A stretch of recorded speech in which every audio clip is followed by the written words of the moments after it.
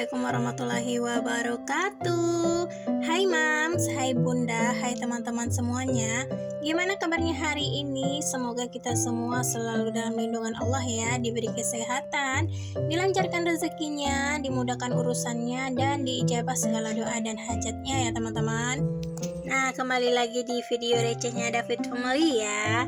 Jangan kemana bosan untuk nonton dan ikutin kegiatan aku terus. Nah teman-teman, ini itu di pagi hari ya, aku sengaja buat lihat tanaman aku ini. Masya Allah, tumbuh subur gitu ya teman-teman. Aku juga gak nyangka gitu. Awal ceritanya seperti ini ya, aku beli satu buah melon gitu, dan aku iseng-iseng buat nyemai bijinya.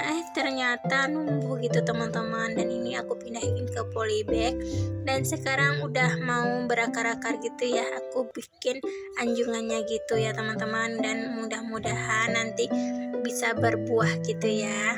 Nah sekarang gitulah teman-teman, pagi-pagi hari itu aku nambah kegiatan lagi ya buat lihat-lihat tanaman itu melon, karena aku excited banget gitu teman-teman, bisa nggak ya dia berbuah gitu loh teman-teman.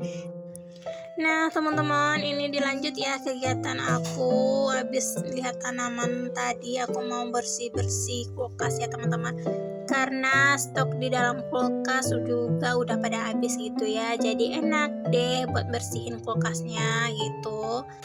Jadi ini udah di weekend aja ya teman-teman, dan aku belum belanja mingguan lagi.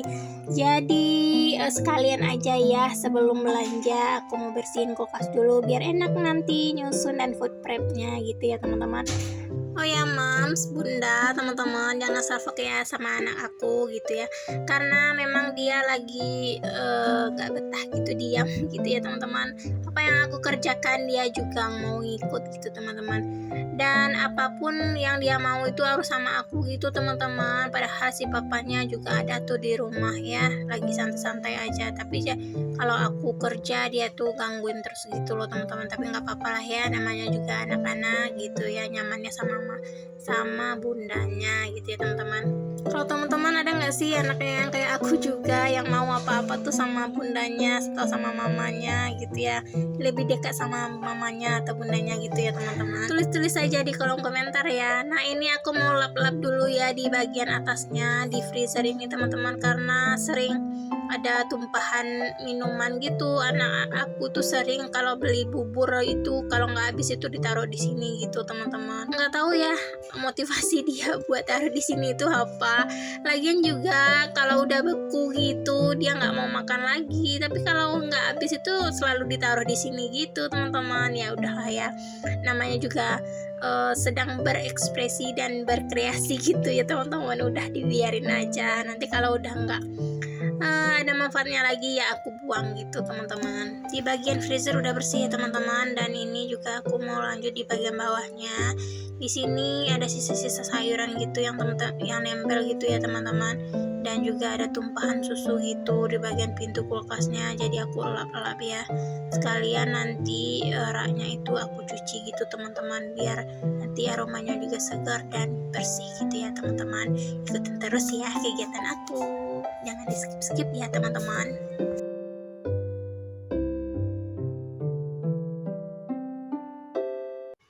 Karena kulkasnya udah bersih dan udah dilap-lap juga, ini aku lanjut ya buat cuci rak dan kontainer yang ada di kulkas gitu ya teman-teman, karena nggak afdol juga ya kalau kulkasnya udah bersih dan rak-raknya nggak dicuci juga gitu teman-teman. Oh ya teman-teman lagi ngapain nih? Nontonin video aku lagi beberes, atau lagi nyuci piring, atau lagi nyuci baju gitu ya. Dan apapun itu, semoga kita semua selalu diberi kesehatan ya teman-teman, buat melaksanakan tugas dan aktivitas kita sebagai ibu rumah tangga dan sebagai seorang istri ya.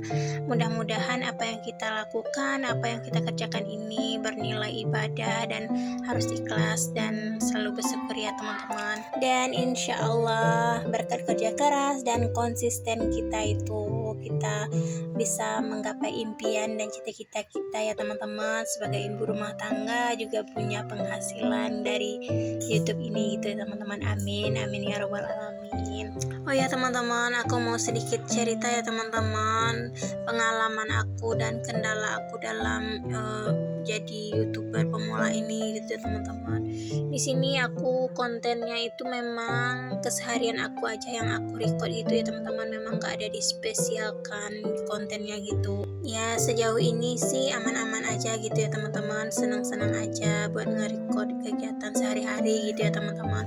Jadi di sini aku terkenalnya itu di saat edit video ya, saat voice over dubbingnya itu sering berisik gitu teman-teman, karena kan di sini aku punya anak balita gitu ya teman-teman. Si adek itu suka teriak-teriak, suka nyanyi-nyanyi gitu ya, suka hidupin suara TV-nya itu kencang gitu. Jadi aku kalau mau voice over itu ngumpet-ngumpet gitu loh teman-teman, cari tempat yang nggak berisik gitu, kadang-kadang di belakang lemari gitu loh teman-teman ya.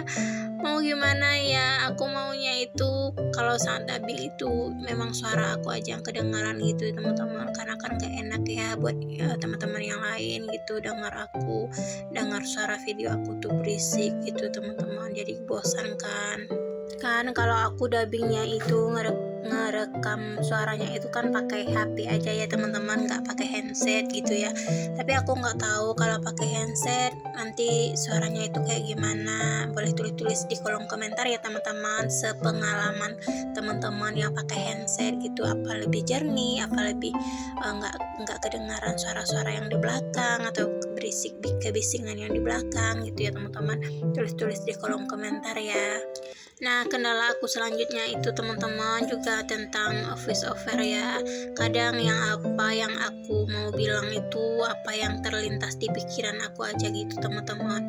Kadang-kadang belibet, kadang-kadang belepotan gitu bahasanya ya teman-teman. Dimaklumin ya, aku juga pemula yang selalu belajar, ingin selalu lebih baik gitu loh teman-teman. Dan mungkin ada pengalaman dari teman-teman ya, bagusnya gimana kalau saat voice over itu apa dikonsep dulu gitu ya, biar lancar dan biar beraturan gitu bahasanya ya teman-teman. Juga aku mau minta sarannya dari teman-teman yang udah berpengalaman gitu ya, bagusnya kayak gimana. Nah teman-teman, kembali ke video ya, maafkan ya curhat aku yang kepanjangan gitu ya teman-teman. Nah ini aku udah selesai buat cuci kulkasnya ya, di ini tinggal dipasang lagi teman-teman, dan alhamdulillah ya baunya di dalam kulkas juga udah segar gitu karena udah dicuci ya teman-teman. Oh ya teman-teman, aku mau ucapin makasih banyak ya buat bunda-bunda, mams, dan teman-teman semuanya yang udah selalu ngikutin video aku yang receh ini gitu ya, yang udah bagikan, yang udah like, komen, dan subscribe, karena dukungan dan support dari kalian itu sangat berarti dan berharga banget buat aku ya teman-teman, terutama buat perkembangan channel aku yang masih pemula ini gitu teman-teman. Nah buat teman-teman yang baru nemu channel aku, yang baru klik video aku, jangan lupa klik subscribe, like, komen, dan share juga video aku ya teman-teman, biar aku tambah semangat lagi buat upload video lainnya.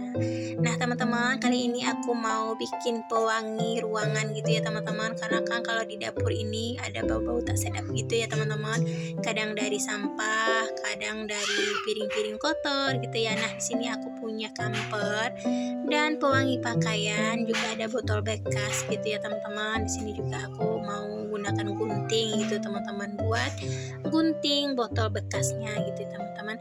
Nah ini pertama-tama aku gunting botol bekasnya sampai kayak gini ya, jadi ini untuk wadah gitu ya teman-teman. Nah kemudian masukkan kampernya ke dalam sini gitu ya, aku punya kamper yang besar, kalau teman-teman punya yang kecil juga nggak apa-apa, yang penting aromanya aja gitu ya teman-teman. Nah di sini aku pakai satu aja ya teman-teman, karena ini ukurannya juga besar ya. Kemudian aku mau tuang si pewangi pakaiannya ke dalam wadah yang udah diisi kamper gitu ya teman-teman. Kenapa? Karena ini bisa wanginya itu bisa bertahan lama gitu ya teman-teman. Si pewanginya ini akan diserap oleh kampernya gitu ya teman-teman, dan si kampernya ini juga akan membesar dan wanginya itu bisa tahan lama gitu ya teman-teman.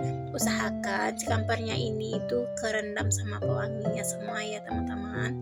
Nah, mudah kan teman-teman cara bikinnya, dan bahannya juga bahan yang ada di rumah aja ya teman-teman. Dan ini bisa bertahan hingga berbulan-bulan gitu ya teman-teman. Tinggal kita simpan di tempat-tempat yang kita inginkan. Nah, di sini aku mau bikin lubang di bagian atas wadahnya ini ya teman-teman, biar bisa digantung gitu. Tapi kalau teman-teman punya wadah buat jelly yang kecil itu ya teman-teman, itu juga bisa digunakan, dan itu bisa diletakkan di kamar mandi atau di tempat-tempat yang baunya nggak enak gitu ya teman-teman. Nah, di sini aku mau gantungnya di bagian wastafel atas ini, karena di sini kan sering bau-bau tak sedap gitu muncul gitu ya teman-teman. Nah, sekian dulu video kali ini dari aku, semoga bermanfaat buat teman-teman, dan aku ucapkan terima kasih buat teman-teman yang udah ikutin video aku. Assalamualaikum warahmatullahi wabarakatuh.